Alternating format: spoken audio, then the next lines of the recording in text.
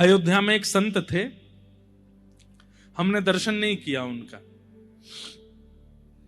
परम पूजनीय श्री गोपालाचार्य जी महाराज, बड़े बड़े आचार्यों से उनके बारे में सुना। ठाकुर जी ने उनको बताया था क्या कि मैं तुम्हारो लाला हूं और तुम लाला भाव से मेरी सेवा करो। तो लाला भाव से सेवा करते थे ठाकुर जी की। एक दिन हमारे परम पूजनीय श्री अयोध्या धाम के परम पूजनीय श्रीमद जगत गुरु रामानुजाचार्य श्री राघवाचार्य जी महाराज, वे उनकी सेवा में रहे थे। तो महाराज जी एक बार बता रहे थे, बोले एक दिन गुरु जी बोले आज लाल जी का उत्सव करना है। बोले गुरु जी क्या करें? बोले ऊपर पेटी रखी है, बक्सा रखा है, उसमें हाथी घोड़ा आदि ये सब रखे, सब निकालो, ठाकुर जी के आसपास सजा दो। तो बोले कपड़ा के और रुई के हाथी घोड़ा ऊंट गैया खिलौने ये सब रखे थे, रुई और कपड़े के। बोले हमने बक्सा खोल करके सब विद्यार्थियों ने ठाकुर जी के आसपास सजा दिए। गुरु जी ने ठाकुर जी का उत्सव किया, भोग आदि लगा करके और बढ़िया 56 भोग बना करके पर्दा करके ठाकुर जी का भोग लगा के फिर बोले अब चलो भैया उत्सव हो गया, अब ये हाथी घोड़ा गैया आदि इन सबको वापस पेटी में धर दो। बोले हमने जब जैसी पेटी में धरी तो बोले पेटी बंद नहीं हो। तो गुरु जी बोले हम लोग बोले गुरु जी इसी पेटी में से अभी सब निकाले थे, अब दोबारा धर रहे हैं और ये बंद नहीं हो रहे, और रुई और कपड़े के खिलौने उनको तो कितनी भी पेटी में धर दो वो तो दबा दबा के हो ही जाते हैं बंद। बोले लेकिन हम बैठ रहे हैं तो भी बंद नहीं हो रहा था।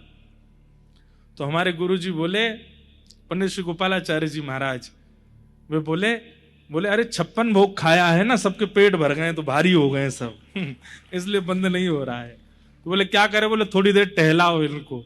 तो बोले एक हाथी लेकर के एक घोड़ा लेकर के सब बालक उनको टहला रहे हैं, थोड़ी देर टहला रहे। बोले अब रखो। बोले जैसे रखा पेटी बंद हो गई, ऊपर धर दी हमने। भावना देखो, ठाकुर जी पुष्टि कर रहे हैं कि मैं लाला हूं। और इतना ही नहीं, आज भी वो लाल जी विराजते हैं श्री अयोध्या जी में। महाराज जी के मन में आया, पूज्य आचार्य चरण के मन में आया कि ठाकुर जी अब बड़े है गए, इनको ब्याह करूंगा। तो महाराज जी की जो माता जी थी, उन माता जी के गोद में ठाकुर जी वही लड्डू गोपाल जी बैठ जाते और बैठ करके उनकी थोड़ी वयोवृद्ध माता जी उनका पयोधर पान करते थे ठाकुर जी।